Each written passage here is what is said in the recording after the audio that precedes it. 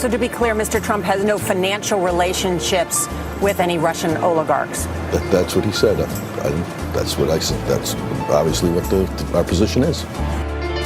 I'm not aware of any of those activities. I have been called a surrogate at a time or two in that campaign, and I did not have communications with the Russians. What do I have to get involved with Putin for? I have nothing to do with Putin. I've never spoken to him. I don't know anything about him other than he will respect me. Russia, if you're listening, I hope you're able to find the 30,000 emails that are missing. So, it is political. You're a communist. No, Mr. Green. Communism is just a red herring. Like all members of the oldest profession, I'm a capitalist. Hi, welcome to Mueller, She Wrote. I'm AG. I have to go by AG because of the Hatch Act. I know I explain this every time, but in case you're coming in on episode 11, which is where we are now, I want to explain to you that basically I work for the federal government. I'm pretty high up. I'm 7 degrees from Trump himself, and so I'm not allowed to associate my name with, or my title with the federal government with anything political. And this can be construed as political. So for ethical purposes, I'm AG. And with me, as always, is Jaleesa. Say hi, Jaleesa. Hey. How's it going? Good. And Jordan? Hello. Hello. All right, so today I've asked Jaleesa to cover the battle between Bill Browder. Mm-hmm. And if you remember Bill Browder, if you want to right now take a break, hit pause, and go listen to episode 2, the Magnitsky Act, Bill Browder was a guy who testified in front of the Senate Judiciary for quite a while, 8 hours. He is an expat. He gave up his citizenship in 98, and he runs something called Hermitage Capital. And that's pretty much, an offshores like hedge fund, and he invests in a lot of different countries and stuff like that. And he is the one who spearheaded the Magnitsky Act, because his buddy, his lawyer, who helped him find fraud in the Russian government, he uncovered it. He was arrested and beaten and taken to jail, and so that's why we have the Magnitsky Act in. So that's who Bill Browder is, and he's had this ongoing battle with Fusion GPS. And as you know, the Fusion GPS transcripts were released this week. And it's an interesting, when we hear Bill Browder's story, and we're like, oh, Bill, you're the best. And then we hear Fusion's story, which I'll go over later, and you're like, oh, Bill, you're kind of a slimy dude. So we're going to talk about that today. And Jordan, she's going to be talking about the delightful Mr. Epstein. He's such a wiener. Yes. Oh my God, I hate that guy. Weenies all around. He's so creepy.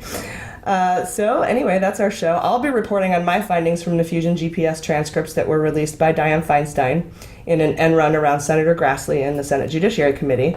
So please, I'd like to reiterate to follow us on Twitter. We blew through 1,000 likes on Facebook, which is cool, because once we get to 10,000 on Facebook, and someone's getting a PlayStation. Somebody's getting a PS4.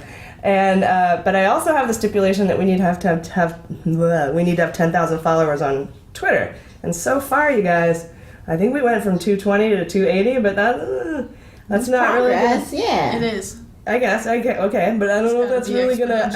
Maybe I might amend it to 5,000. So we blew through 1,000 likes on Facebook. Thank you guys for following us and liking us. But we are lagging in Twitter, so get on Twitter and follow us. And you have also been subscribing to us on Podbean, which is great, so keep that up.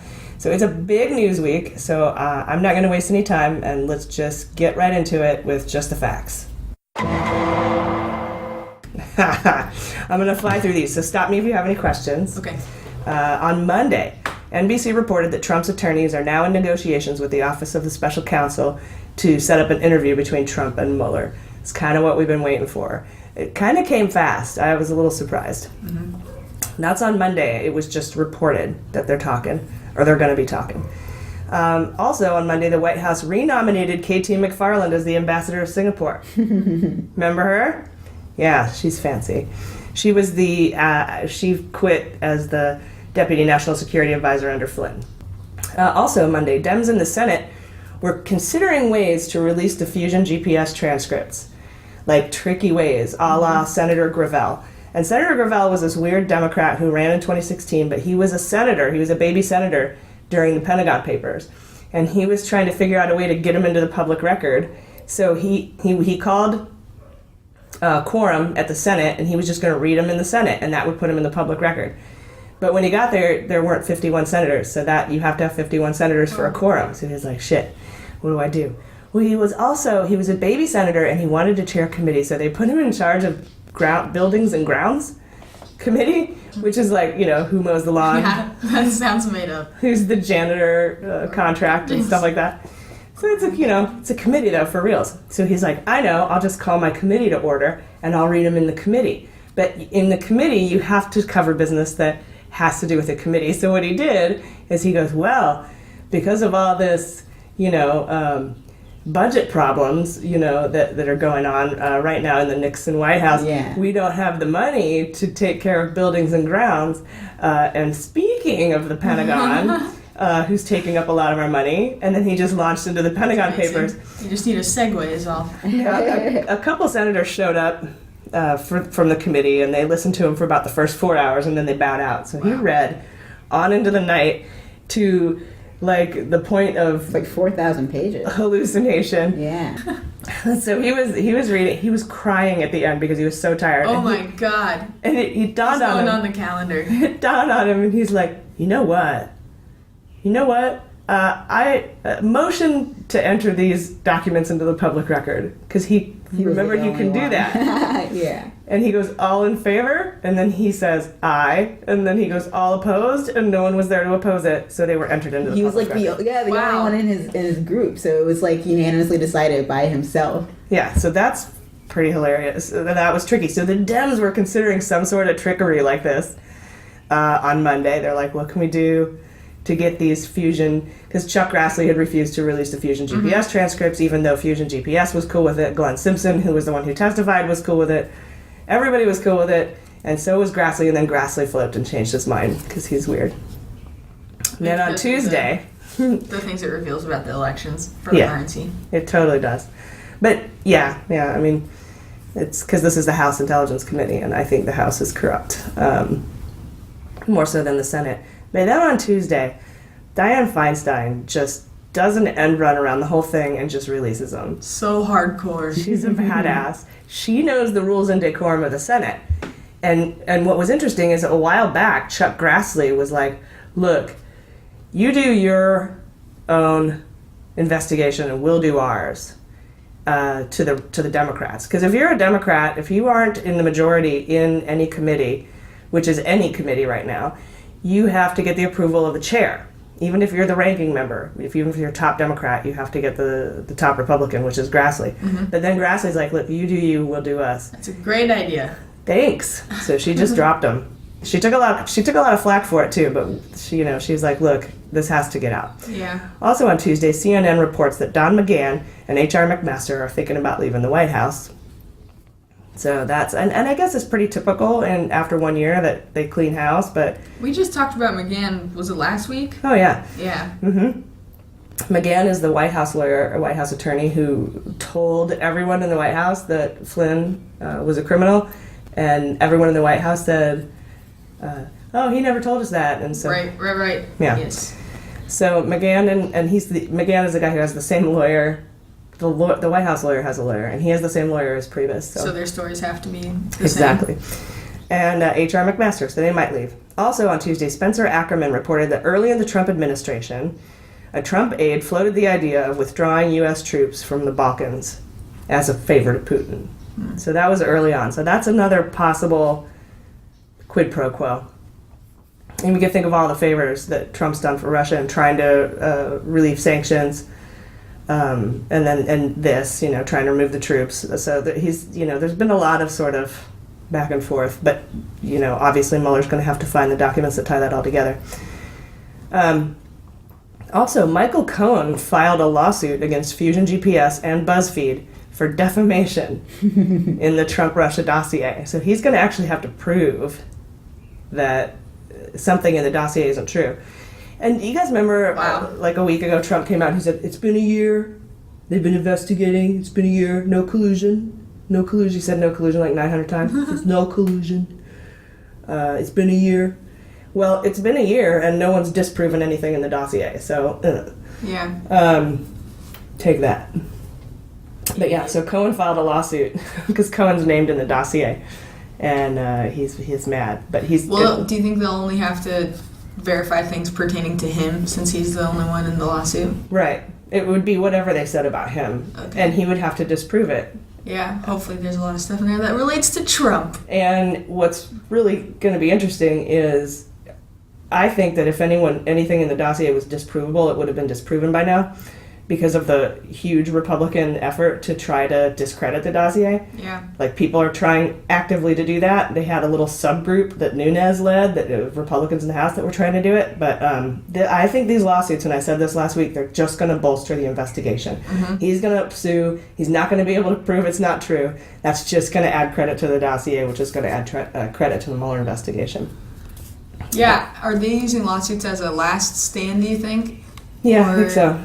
Not so much trying to get ahead of it. Yeah, because exactly, if it's just going to open up further investigation, that seems like a bad move, but it's all they can do, I guess. Yeah, they don't really have any options left. On Wednesday, Senator Ben Cardin released a report detailing 2 decades of Putin's attacks on democracy in 19 countries, calling for policy changes ahead of the 2018 and 2020 elections. Now, this reminded me, a couple episodes back, I talked about when Wray, the director of the FBI, a Trump guy, testified to one of the committees. I can't remember if it was Senate or House. And he said, we've put together a multi-agency task force to combat foreign influence. It's going to include the NSA and FBI and the CIA and blah, blah, blah. And everyone was like, oh, cool. So what happened to that? So I'm interested in that. And I've asked a few of my sources, and everyone's like, yeah, what happened to that? So it never existed at all? It never came together? Yeah, not yet. I don't know if he's working on it, but whatever. Also, more bad news for Manafort and Gates. They're being sued by a Russian oligarch named Oleg Deripaska.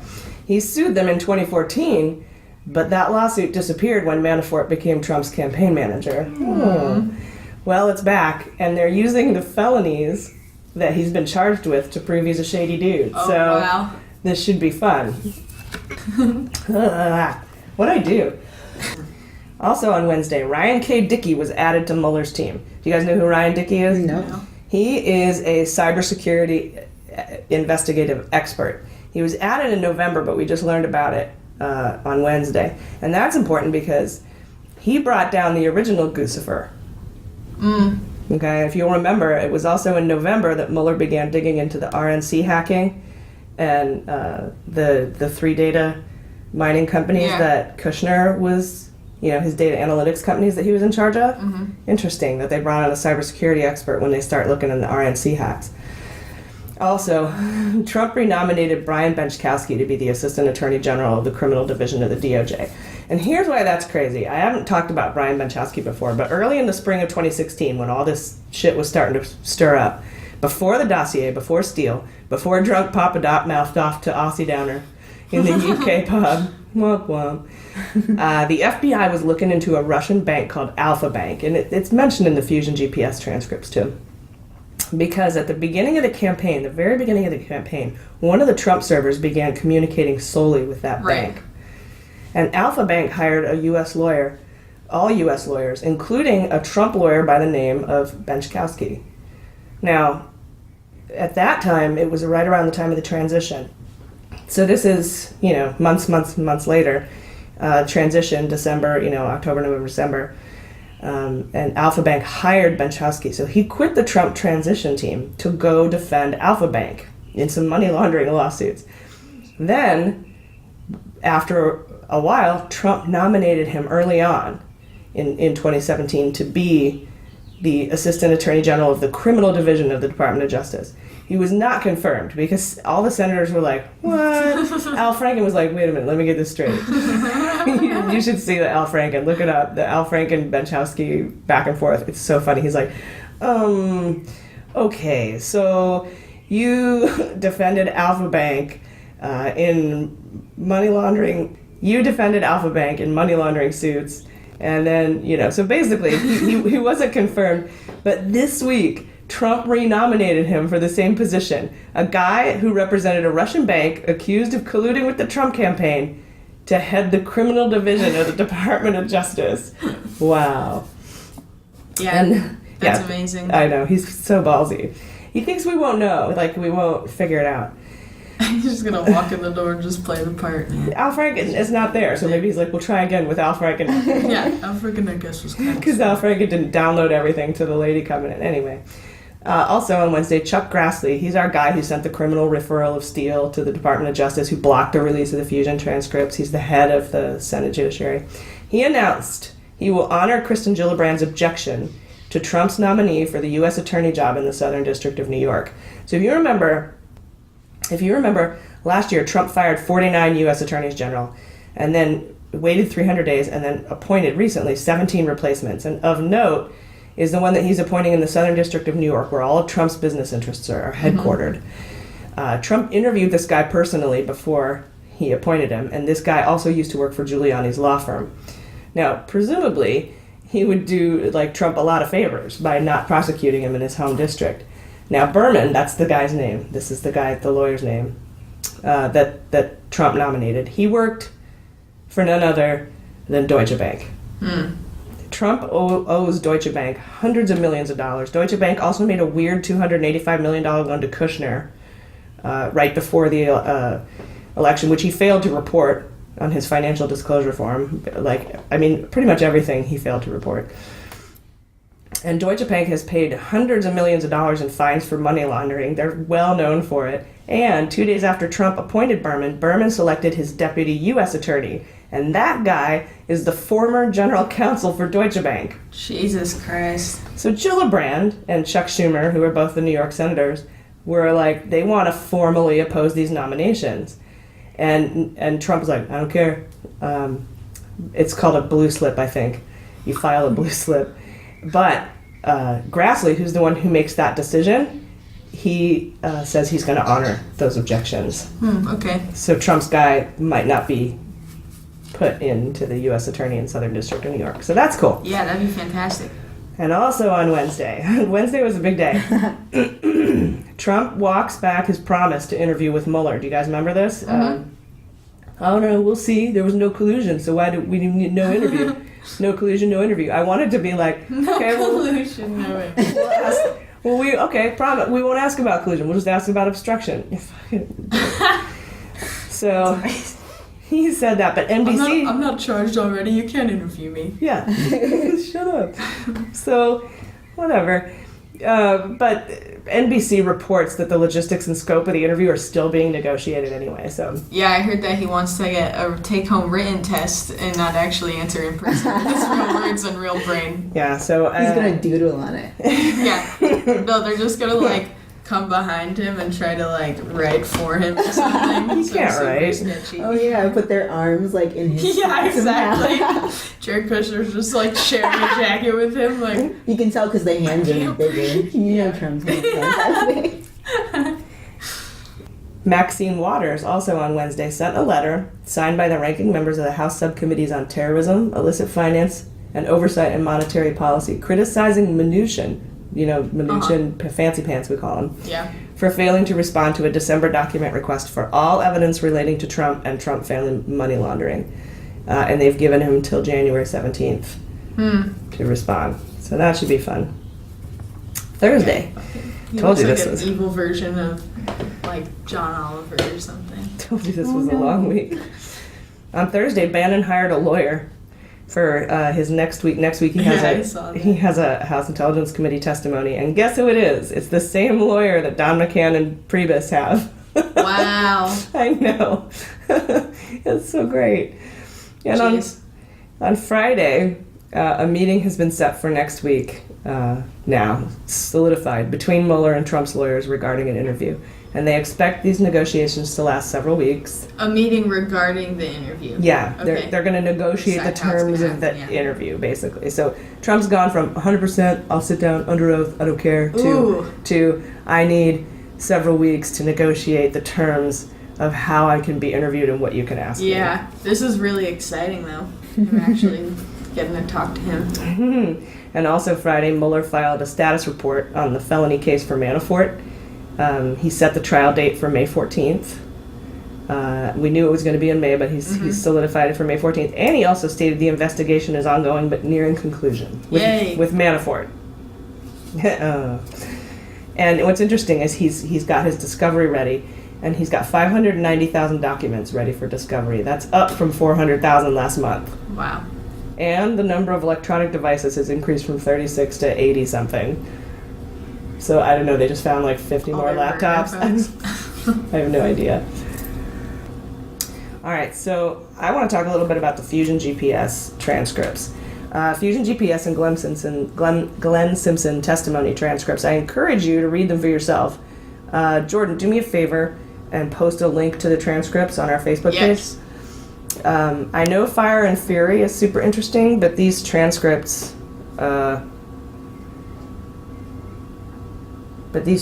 read like a Jason Bourne novel, you guys. So, as I had mentioned, on Tuesday of this week, Di-Fi, that's Dianne Feinstein, she went behind Republicans' backs and released the Fusion GPS transcripts that Chuck Grassley had refused to release. There's only a couple of bombshells in this thing, but mostly it flies in the face of the GOP trying to attack the validity of the dossier. So I'm just going to go over the bits I found fascinating.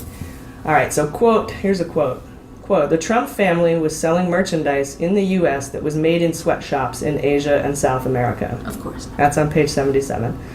Another quote, their internal numbering system, it jumps from 80 to 86 on these memos. I never asked Steele, but there aren't 5 memos between those two.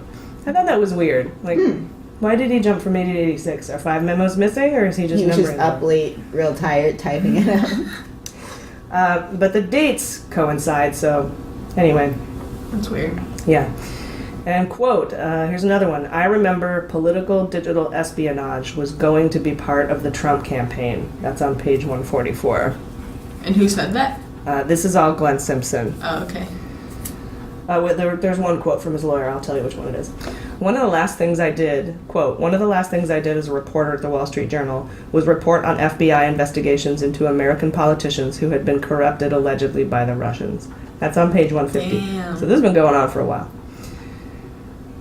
Okay, so question. You mentioned a Russian oligarch that met with John McCain in 2008. Who was that? Answer. Oleg Deripaska. He's banned from the U.S. for suspicion of ties to organized crime, and he's extremely close to the Kremlin.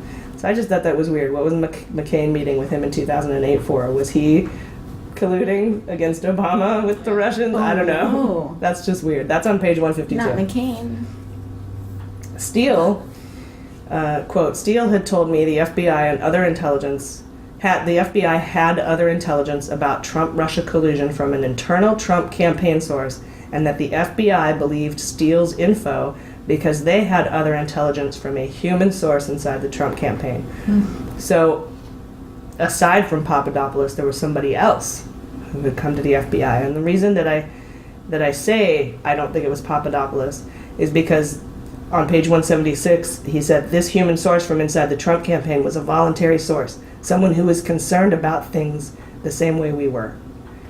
And Papadop wasn't a concerned guy. He was They just picked him up. orchestrating it. Yeah. he's just a drunk loudmouth. All right, so another quote. So Steele told a UK official about Russian interference into the election on behalf of Trump. That UK official told David Kramer. David Kramer is a longtime McCain advisor, and he told McCain. Then McCain told the FBI. So that was the emissary that we were talking about. That's on page 222. Another one. I have read recently that in a letter from Senator Grassley that the FBI reimbursed the expense, but to be clear, I mean that's it. Steele was not compensated for his work or any other work for the FBI at that time. Okay. I thought at that time was interesting. But for that engagement, because the Republicans were like, oh, the FBI paid for this dossier. Right. Well, when the FBI wanted to get all the information from Steele, they met him in Rome and they reimbursed him for that travel. That's not paying for the dossier. So that's on page 225. Manafort's notes. Sorry, Julissa. Manafort's notes from the June 2016 meeting are in the transcripts as evidence, and they're on page 264. Oh, that would be so cool to read. I'll tell you what they said. Oh, shit!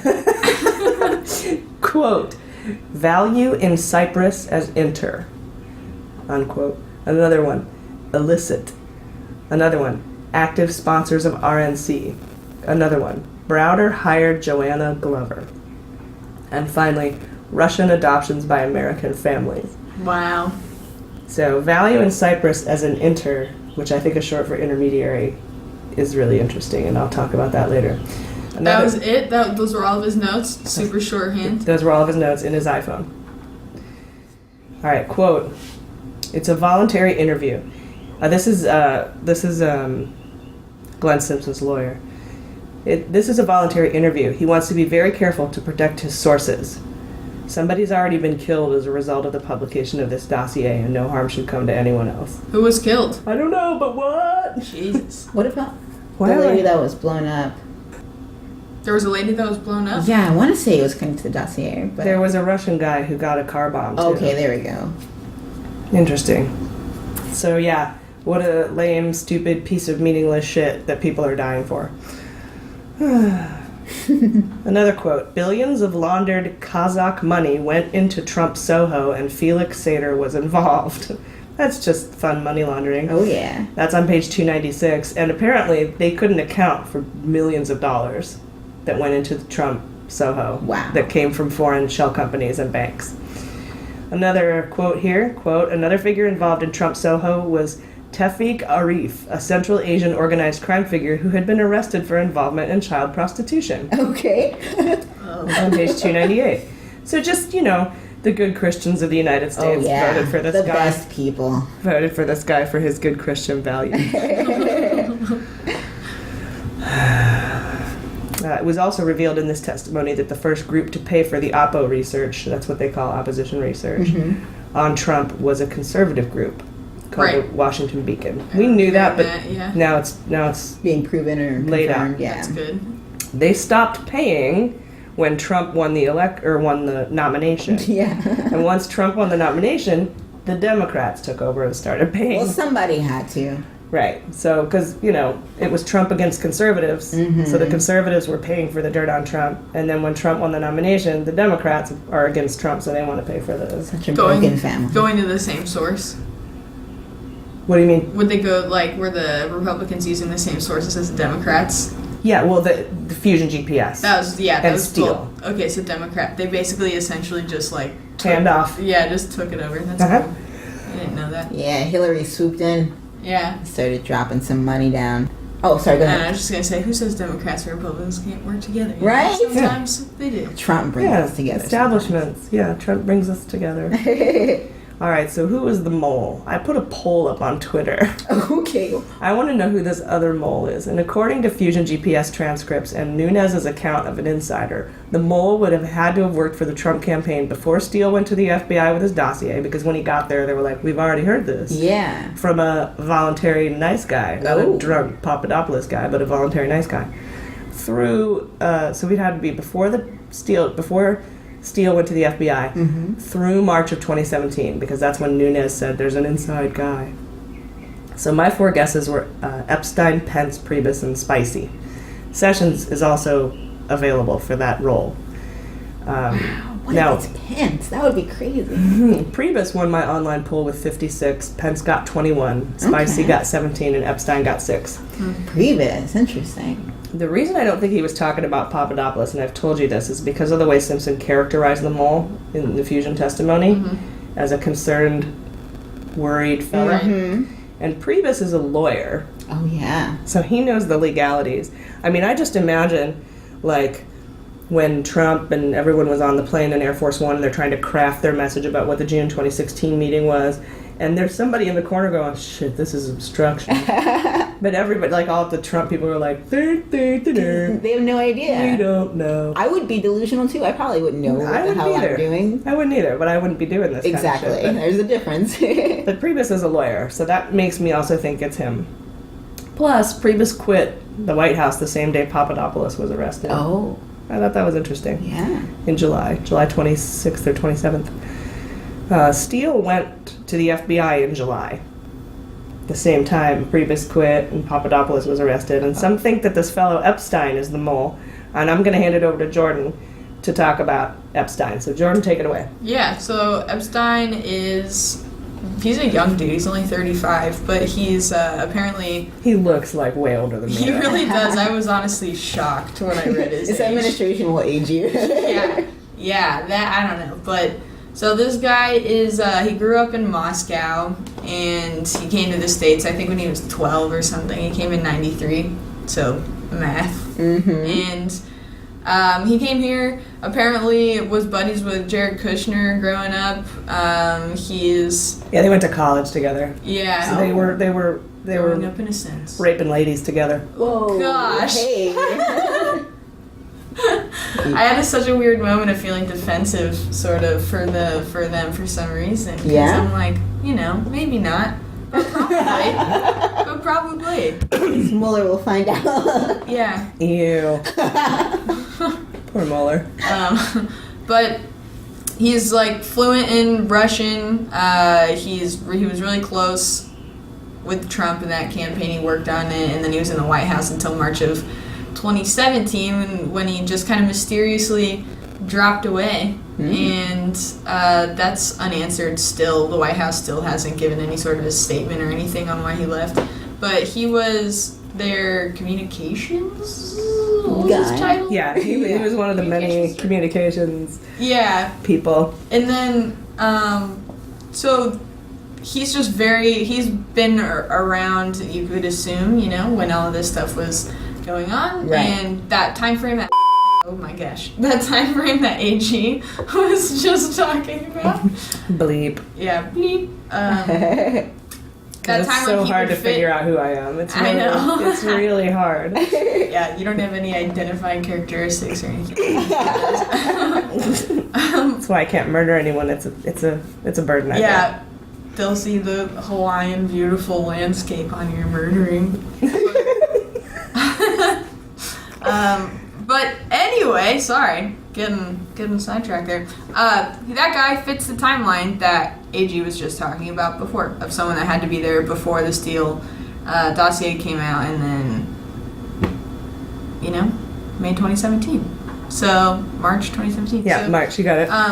So I don't know. This is the thing about this guy, though. He was just, for example, May 2017, he was on an interview with Bill Maher, and he's just not even coming close to admitting that, the 17 security organizations in our country that all came out and said, yes, there was meddling. His response, Bill Maher could not get him to just say, yes, I accept that happened. And he was so stubborn, and he saying shit like, oh, I'd have to ask the Russians myself, I can't ask them. Wow. How am I supposed to know? You have to ask the Russians because you'll believe what the Russians say and not the 17 intelligence agencies of the United States of America. Perfect. You fat fuckface. Yes. And so that's in May, and unless he's just completely really good at, I don't know, Yeah, well, he's head of the sociopathically he's head of the face. Sinclair group. Yes. So that's a super right wing.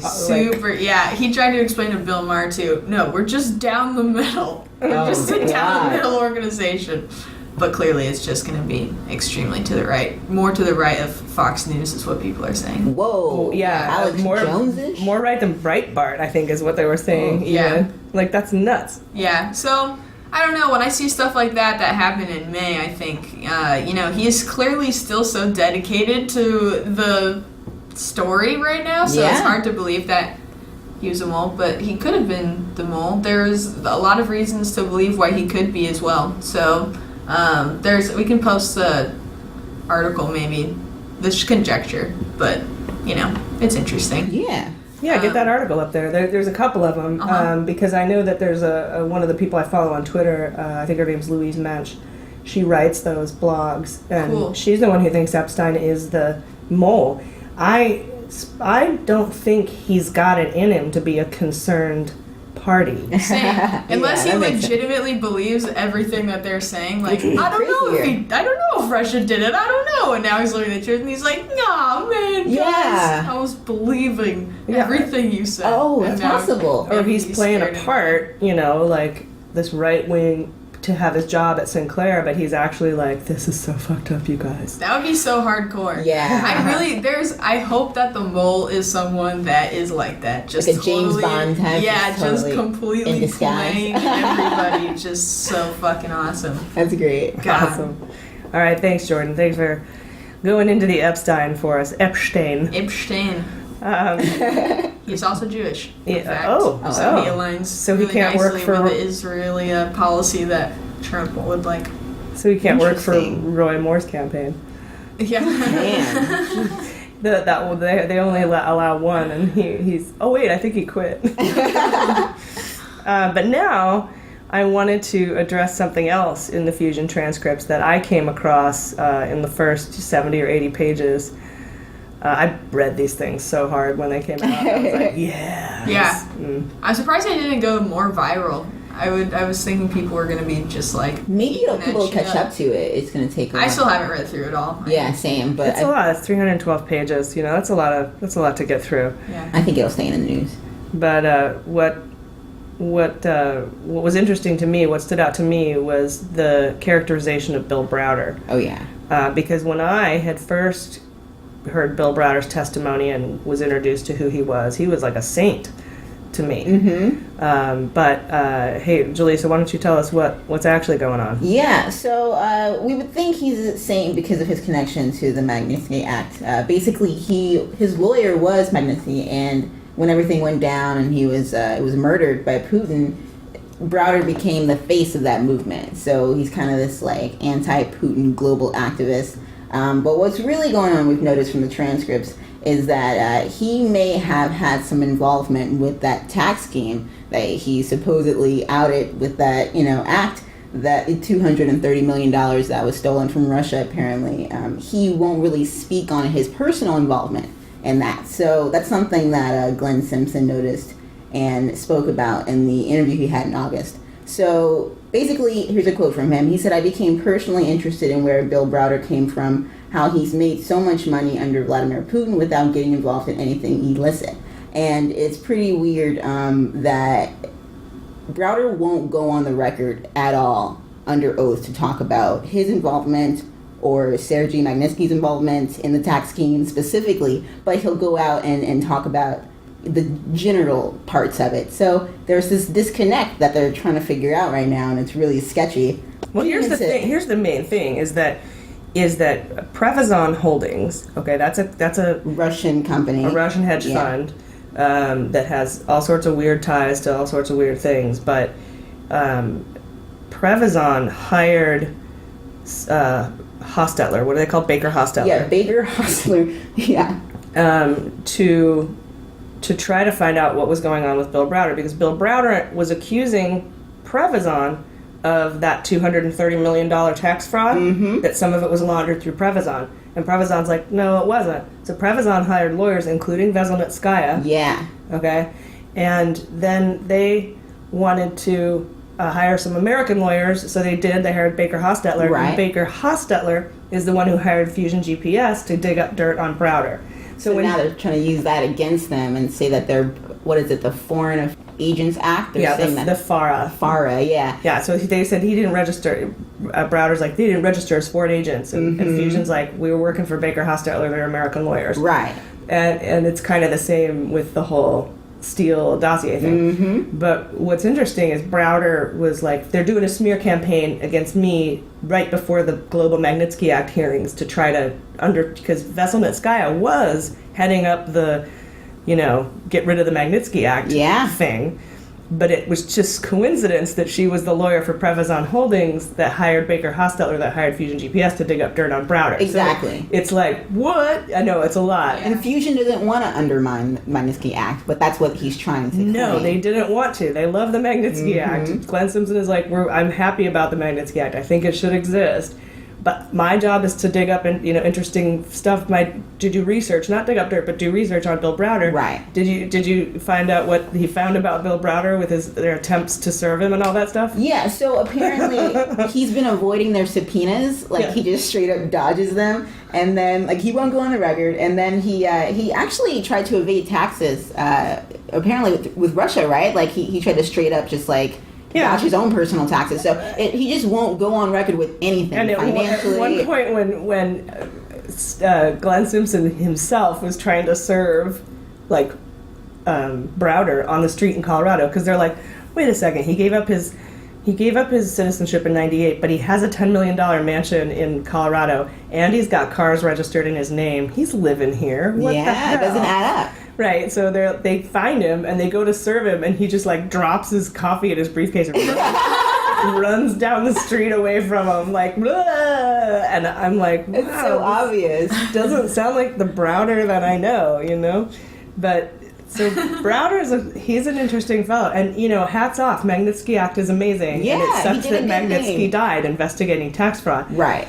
and was murdered. Excuse me, I should clarify, was murdered, but that has nothing to do with Fusion GPS and their work for Baker Hostetler for Prevazon Holdings, even though Vesselman-Sky was involved. Exactly. They should be treated separately. But that's the argument. That's one of the things. And then with Grassley, he's behind this too with Browder. He's backing him up. So it's one of those GOP arguments that they're just going to keep throwing in there. Yeah, and you can tell every time in the Fusion transcripts and in the Browder testimony, every time Grassley's asking questions, he's asking questions about Prevazon, Prevazon Holdings. What if they have to? And Fusion GPS, and what kind of evil are they trying to do? And then you can tell when the Democrats are asking questions, they're like, so what'd you dig up on Trump, bro?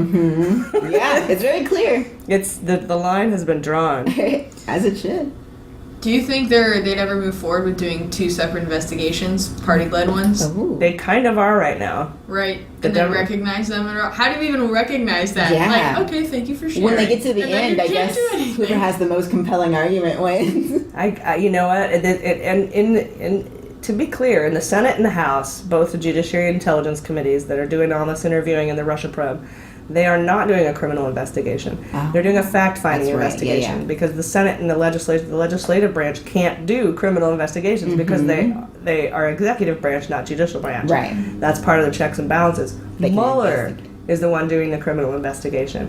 And so that's why you hear all the Democrats constantly saying, look, Mueller's got the juice. Right. And we're just here because what we can do is we can interview people and release stuff to the public because it's not a criminal investigation. And that's important too for the case. It's very important for the public to know what's going on, which is why DiFi wanted to release those transcripts. Yeah. So I don't understand how Republicans can argue transparency when they are the ones being opaque Exactly. and obtuse. So that's the whole with the judiciary versus legislative branch, and the Democrats keep insisting, "Hey, Mueller's the guy looking at the criminality. He's Right. got all the crimes." And that's why they're trying to discredit him too. And the GOP. because it's a criminal investigation, he can't release that stuff to the public. So, all right. Well, thank you very much, Jaleesa, for looking into that. Of course, yeah. Because that caught me off guard. I was like, not Browder. No. I wonder who else is going to turn out to be a crappy person.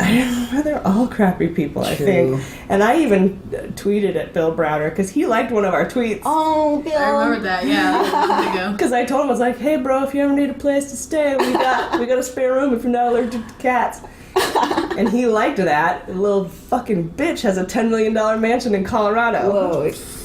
How about I stay at your house, you dick? All right, you guys, it's time for sabotage. Ooh. Yeah. Coffee. All right, so this is interesting. You guys remember in episode 6 when I reported on Flynn texting his buddy Copson on the inauguration dais during the swearing-in ceremony? On the, platform, right? Basically. Yeah. Yeah. And he's texting his buddy Copson, Trump's going to rip up the sanctions. This is going to be great. We can go forward with the nuclear reactors. Yeah.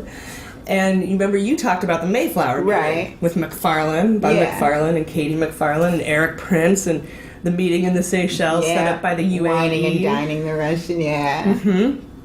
And Bud McFarlane was a big nuclear reactor built. He was big. The Marshall Plan is what I'm going to call it. That's what Yeah. it's called. That's the desire for Russia to team up with the United States. United States is going to provide security and military contracts and security contracts, and Russia's going to supply the uranium and the oil necessary, and then you need some oil person to drag it in, and the United Arab Emirates is the one who's going to make money up along with Saudi Arabia on the reactors being in their country. It's a whole thing. Huge deal with bad people. Yeah, like the worst. He picked the worst people. Billions of dollars that you would need, I don't know, a Cyprus intermediary to launder that through, like good old Manafort's notes said from the June 2016 meeting.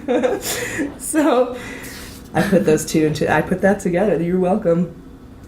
So remember all that, right?